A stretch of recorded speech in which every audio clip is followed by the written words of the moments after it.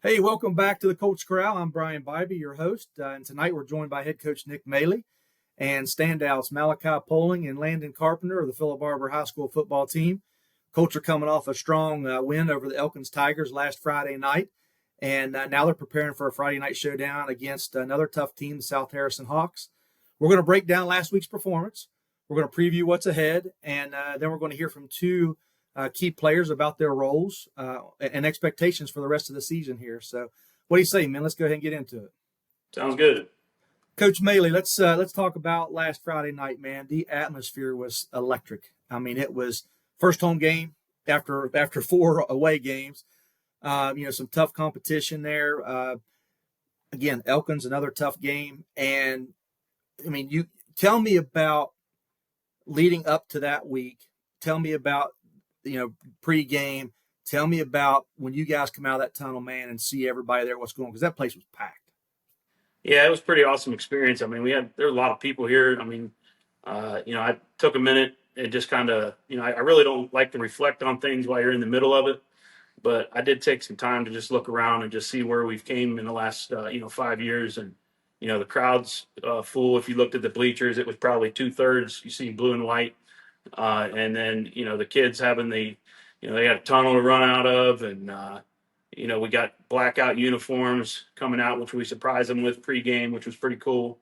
And, just a lot of stuff going on within the program. And, it was good to look at it and kind of reflect. And, I got messages from people that hadn't been to a game in years and just was so proud of our program and, how hard the boys are working. And, we had fireworks, which we had to move because somebody called the fire marshal, and we had to move it up to private property to set those off. But it was just an awesome evening here for everybody. Well, you knew it was going to be a big game when you got Metro News TV there, so the game was televised statewide there. You've got both media coverages there from the Elkins broadcast team.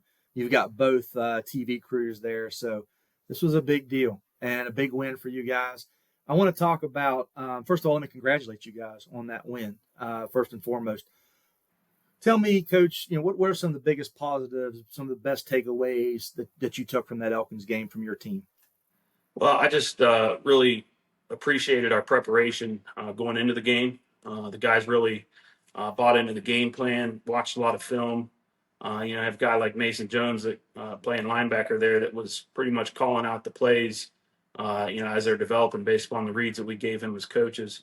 So he was, like an extension of our defensive coaching staff out there on the field, and even his teammates around him are like, yeah, he was telling us the plays and where it was going and everything else. So, the preparation is a big part. When you get against a team that had, they had great athletes that could run the ball in the backfield, but being able to get to where we need to be to cut their running lanes off and where they wanted to get to, really helped our defense perform well. And then, pregame, Coach Poling talked about, somebody or everybody having a breakout game on offense. And I think offensively, we were pretty much balanced. We had over 400 yards of offense, about half 50-50 of pass game and run game, Landon, showed up and, hit some big runs and being able to, Robbie throwing dimes to the, Malachi and whoever else.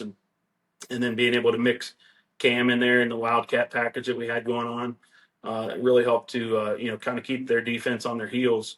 And so just the overall performance and on both sides of the ball there. Can you talk to us about it really should have been a tie ball game going at halftime, 14-14. We missed the extra point. Actually, it's blocked.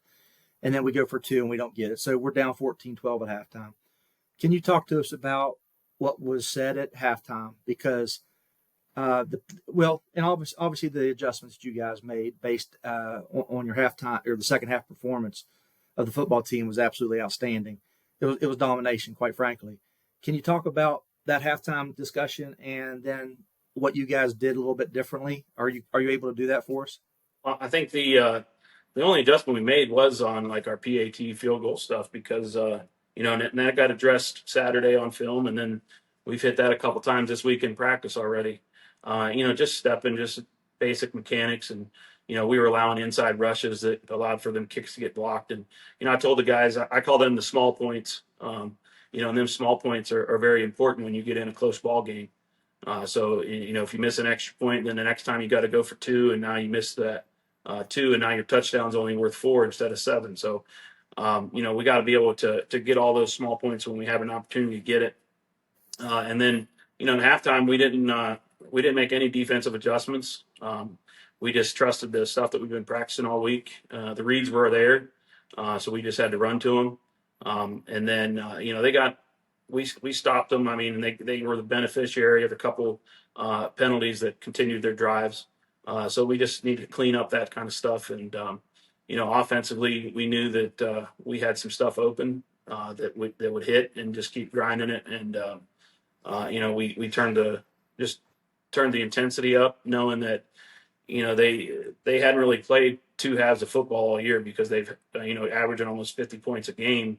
They didn't really got to worry about second half. We've been in that dogfight already, so we kind of know what to expect. And so we were ready to play a second half and just keep laying on it.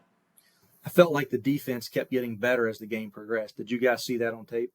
Yeah. I mean, I think at first we were just kind of slow to react, and then once they saw the game speed, it's different running against a scout team and running against the real deal. So once we caught up to the speed that they were at, and we matched that and exceeded it, they were there in the right spot, the right time, and then our guys are in every game. I mean, once they get a little blood in the water, then it's on. So that's how they performed in the second half. Yeah, I want to point this out to the listeners and the viewers here. Defensively, and these are rough numbers here, but Elkins was averaging on the ground 476 yards a game. You guys held them to 166 yards a game. Again, those are unofficial numbers, but are pretty close. And I just want to kudos to you guys and the defensive effort that you all did there on that team. That's a good ball team. You guys are too. But that defensive effort was unbelievable, So I just want to say congrats, guys, on that. Wonderful, wonderful. End up winning the game 37-14. Pretty cool stuff. Set you guys up for a great second half of the season here. Certainly, South Harrison comes to town here Friday night, and again, top, their playoff team right now, and probably will be here at the end of the season as well. So, again, it's just another quality opponent that the Colts have to play this year. Talk to me about what kind of challenges that South Harrison presents to you guys. Well, they're a traditional stick-eye team. So they have a power run game, and, that's what they want to live in. They do have the ability to, sometimes maybe spread it out if they have to, but, their comfort zone is definitely the stick eye, and they're aggressive with it. They're going to run power, they're going to run lead, they're going to run sweep, they're going to run a counter and trap off of it. So, we just got to be assignment sound on defense and run to the football and be sure tacklers, because they got a couple backs that run really hard, and they'll run through tackles. So, and then, offensively, we're going to see a lot of the same defensive fronts that we've seen the last couple of weeks.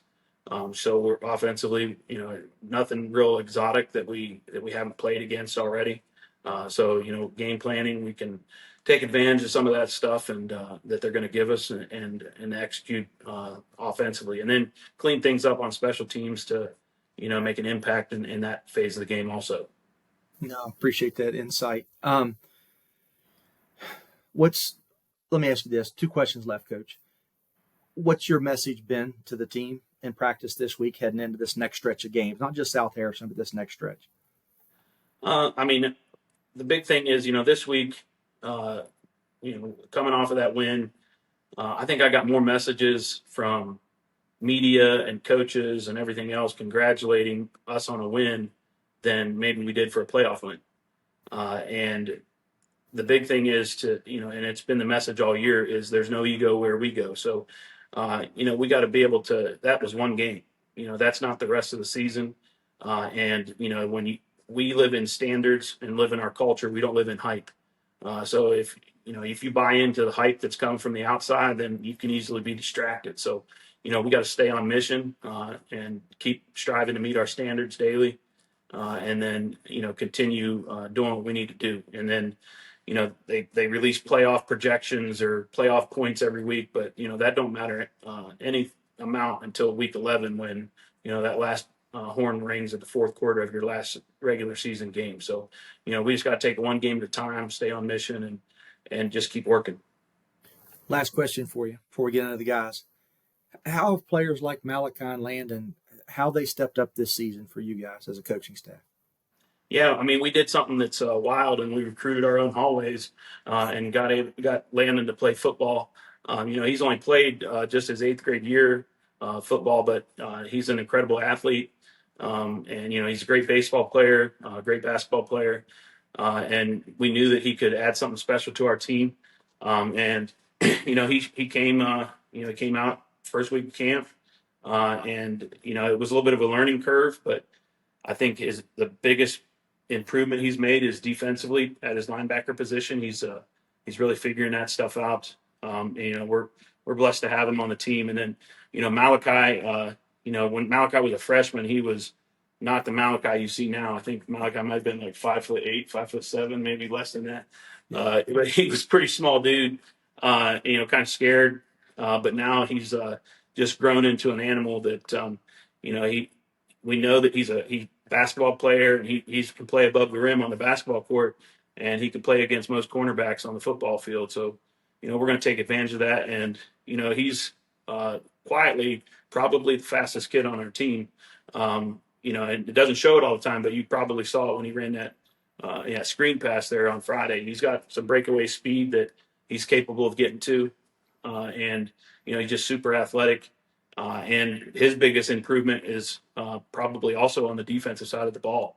I know that you talked about his, catching stuff that's improved from last year, but, defensively, like, we can trust him to be in a one-on-one matchup, and he's going to give, their best receiver a problem. Yeah, no, and that's a great segue because I appreciate that, Coach, because I want to talk to Malachi now, and then we'll go to Landon.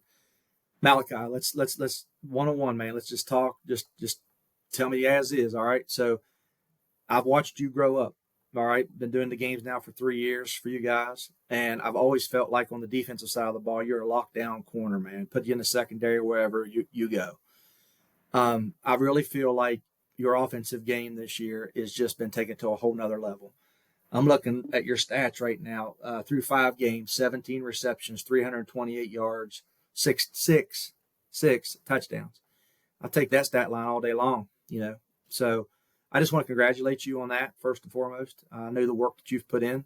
So Jeff and I noticed that, and we want you to know that. Yeah. Tell me what you've done, Malachi, from last year to this year, especially on the offensive side of the ball, to get better.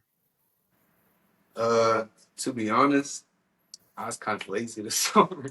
It's kind of just like God-given ability, and I'm just blessed to have it, and I just put it to use, But me in practice, I feel like I try pretty hard, and that, of course, results in improvement. But I don't feel like I do anything extra. Just blessed. Let me ask you this. When Robbie's throwing you those back shoulder fades, man. I mean, I see it. I see it from up above. I'm at the up in the press box everywhere we go, and it's just a beautiful thing to watch, man. Because you're really using your basketball abilities to box out, to go up and get that ball. I don't know many people's going to out jump you, to be quite honest with you, in the state of West Virginia when you go up for that ball. So I love watching that back shoulder fade throw to you. Doesn't matter if it's in the end zone. Doesn't matter if it's 10 yards down the field. Can you talk about? Are you connecting with Robbie, in the huddle? Like, hey, man, I got this. Can you talk a little bit about your guys' communication? Yeah, so me and Robbie, we, of course, have signals for different routes. But if I see that a corner's playing up too far onto me, or they're, not double-teaming me, I just, I tell them after a play, just throw it up. Yeah. Yeah. There. Well, and again, and I'm setting the play up in the box, and I'm like, they're playing 12 yards off Malachi, and I know if I'm seeing it, I know Coach Poling's seeing it, right? So it's they have to respect you, and then you can burn them deep. You can burn them on the short game, which you did this past game. What was that 77-yard touchdown screen pass, if I'm not mistaken? So it's awesome to watch you run, man. When you get that ball, you take off. What was your favorite moment from that Elkins game? I mean, just beating them in general felt amazing. Yeah. But my favorite play was probably the 77-yard run. It was just Yeah. like it was just fun. Like I started Well, praying for there, it. It was no fun. doubt it was electrifying, man. I mean, you had me Yeah, fired up in the press box. So yeah. uh, good stuff. Let's talk about your defensive skills, man, because you're a heck of a ball player on that side of the ball too. What's something about the defense that fans might not see, but they should appreciate about you guys? Um, I don't know. I feel like we have a really well-rounded defense. Really, I don't think we really have a weakness, but I don't really know. I feel like most like everybody gets their credit and like where it's due, but I feel like we for sure have some people that are underrated. Like Yeah, people might have a bad play and they'll think like somebody sucks, but like really like everybody on the field, like they're on the field for a reason. I see you guys talking a lot in the secondary. Are you guys using hand signal stuff to communicate back and forth on the other side of the field, or have you guys just been playing together so long you know where you're going to be? It's kind of we just been playing together for a while. We have chemistry, you know. Yeah. All right, man. Last question for you. I've been asking the guys. Coach Mayley's going to get a hold of me and one of these days put the hammer on me. But I want to know what the craziest thing is that you've heard after you've made a spectacular play over somebody, whether it's been catching a ball, just getting mossing somebody, right? Like if you moss somebody or you do a touchdown, what's the craziest thing somebody said to you after you've done that? No question. That's Yeah, gotta no be cussing. it's crazy. You know, I am black. You play with white people, so I get called the word a little bit, but Hey, it happens. but you let them know who you are, right? I don't really like to talk trash. I just let the game. I let my game talk, you know. But Yeah. yeah, Yeah. Well, you I definitely your game speaks for itself, my friend. So think I'm proud of you. It's been fun to watch you grow up, and I just want you to have a healthy, successful rest of the season and take this thing as far as you guys can, man. yes, sir. Keep being a leader. All right. That's what I want you to do. Keep being a leader, man. Landon, let's talk. I know your baseball abilities because I've watched you grow up since you were just a little boy. So I wanna just flat out ask you, man, what was the determining factor to get you out on the field this year for football? I don't know. It's just I feel like I don't know. I just feel like I should have played, and they finally talked me into it, and I'm glad I played. It's a lot of fun. Well, it is, and you're fun to watch, man. I've loved watching you grow too. Certainly I know you played a little bit of football back in middle school, but what's it like, man, playing with these guys that have been doing it for 4 years now together, and now you come in? What's it been like for you? Oh, it's been pretty cool. I've learned a lot from them all, and they've taught me a lot and helped me play better at this game. I guess. Yeah, well, you're playing great on both sides of the ball, man. I mean, from an offensive standpoint, I mean, you had a breakout game this past game against Elkins when we needed that. Um, talk about the defensive side because Coach Mayle talked about you as a linebacker, man. You're laying some wood out there. Talk about it. Do you enjoy playing defense maybe more than offense, vice versa, or maybe both the same? Tell me about playing ball on both sides. I don't know. I mean, defense it definitely takes. I mean, I don't know. It's just I. The coaches have taught me a lot. Like Mason's taught me a lot about playing linebacker. Coach Boyd, they taught me a lot. I feel like I don't know. I probably like playing defense a little bit more. Yeah, I mean, it looks to me like you're really comfortable in that position. Your reads are fantastic. So, and I say, man, keep doing what you're doing. I'll ask you, man, what's been your favorite? What was your favorite part of that Elkins game? Oh, probably just beating them. All the trash they talking, just beating them. That's always a good thing. What's your favorite thing about being a Colt football player, man? Oh, that's a good question. I don't know. Probably just being in a winning environment and just yeah, The brotherhood, yeah. you know. I mean, you guys have had down on the baseball field. They have it in a locker room there at the football field too. So it's been a great time to be a Philip Barber sports fan for sure over the last several years. There's no doubt about that in all sports. But I asked Robbie this because I know how good of a baseball player you are. What hurts worse, man? somebody getting a really good lick on you at running back or a 90-mile-an-hour fastball to the rib cage or the back? On a probably 90-mile-an-hour fastball. I haven't really felt nobody like really light me up yet, so I can't really answer that truthfully. But on a probably 90-mile-an-hour fastball. Well, Robbie told me the same thing. Robbie's been lit up a time or two, so I have no doubt, Landon, that baseball, man, that stuff will get you. You know that. So, do you find any similarities with your preparation in baseball with how you're preparing in football? On a probably staying calm and just not getting too cocky, just staying in my head and being me. Yeah, I mean, you and I both, that baseball, it's the next pitch, right? When you're at bat, it's the next pitch.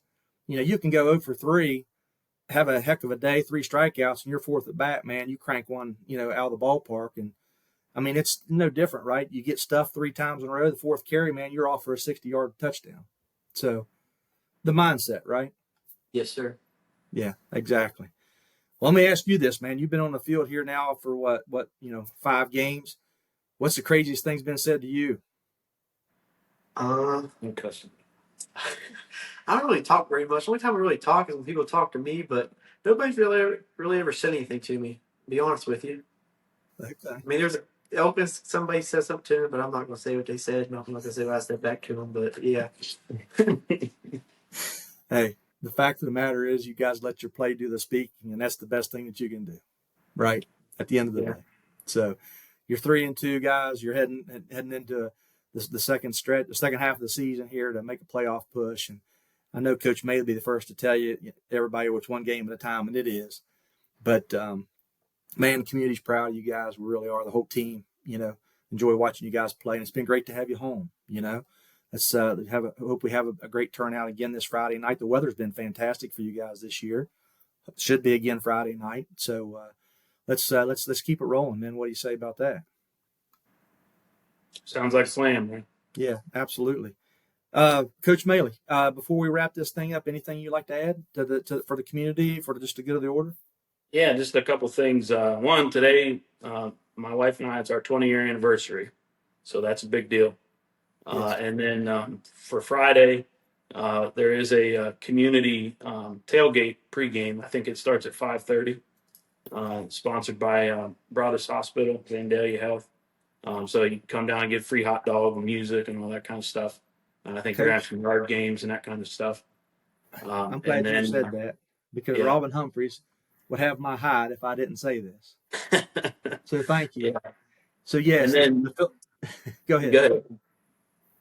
And then on a more somber note, I think we'd be remiss if we didn't recognize the passing of Chris Johnson, PB alum that was he's pretty well connected in the media, sports media specifically, and he always did stuff to help our kids out and kids all throughout the area, but a well respected journalist and so just prayers for his family and the stuff that they're going through, and just know that the PB family is always there for him. Yeah, I couldn't agree more with you, man. I certainly want to give him a shout out here too, and his family. Chris was, he was a tried and true Philip Barber fan, and in his line of work, he covered statewide high school sports and other sporting events, but he always came back to Philip Barber. I played baseball with him, Landon, back in this would have been 1990, spring of '90. He was a junior, I was a senior, and played some basketball with him as well at the high school. So just a gentleman, and loved supporting you guys, loved supporting all the high school players across the state. So I echo Coach Mayle's sentiments, and we want to wish the best for his family. We're thinking about you, and Chris, we're going to miss you, man. I do want to make sure I follow up on Robin Humphreys had sent me a message, and she asked me to promote this. Coach Mayle did a nice job. I'll just second that. There is a Philip Barber High School Colts tailgate. It's sponsored by Vandalia Health, Broadus Hospital. It will be right behind the concession stand area there, like they've had it, I think, last year, down around the softball field in that area there. But there's going to be, she said, come out at 4:55 for the Colts Stampede at the flagpole. Yeah, that's kind of good. Right, and then 5 to 5:15, the signing of the players. And then 5:15 to 6:30, tailgate with food. There's going to be face painting for the kids, games, prizes. And it's all sponsored by Vandalia Health, Broadus Hospital. And I can tell you, and I know Coach Mayle will second this. If you didn't have the kids there last year, get them there this year because it's a wonderful event. They do a great job on that. Yeah, our guys will. You bring the youngsters too.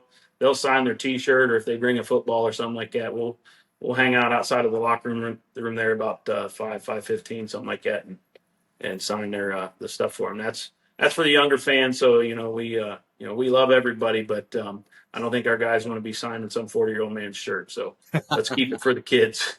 Exactly. Well, I appreciate it, guys. Again, thank you guys for your time. I always enjoy doing this with you all and just kind of get you know a little bit better. But that's going to be a wrap for this week's edition of the Colts Corral. A big thanks to Coach Mayle. Big thanks to Malachi and Landon for joining us and giving fans a closer look at Philip Barber football. I will tell you all, don't miss the action this Friday night, 7 o'clock, as Philip Barber takes on South Harrison Hawks at George Beyer Field at Freedom Bank Park. We had a name change. And on the campus of Philip Barber High School. I would ask you to like, subscribe, and share this video. Stay connected with all things Philip Barber Athletics. You can catch Jeff. Well, actually, Mason Halfin will be with me this week. Jeff's off this week. And pregame's at 6:45, and broadcast starts at 7, kickoff. You can listen to us on locally, 99.3 FM and 1240 AM, WDNE. You can also pick us up on www.wdnefm.com. Just go to music and more, click on the Philip Barber Sports Stream, catch us all right there on the internet, or download the WVRC Media app, scroll to the bottom, click on the radio button for WDNE, and you got us wherever you're at. So just want to throw that out there, man. Let's go Colts, and gentlemen, good luck the rest of the season. Good luck this week. We appreciate you, and go Colts. Thank you. Thank you.